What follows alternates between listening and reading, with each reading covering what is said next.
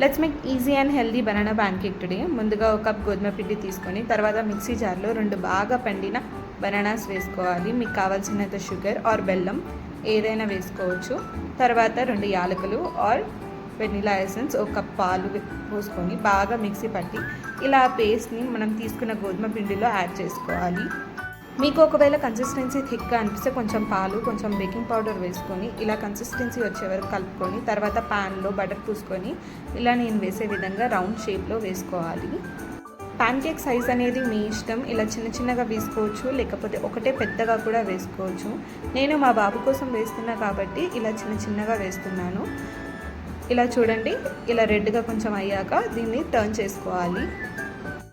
ఇలా వేసుకున్న pan కేక్స్ని హనీతో orange chocolate సిరప్తో తింటే చాలా టేస్టీగా ఉంటుంది అండ్ హెల్దీ కూడా. ఈ రెసిపీ కనుక మీకు నచ్చినట్టయితే please like, share and subscribe.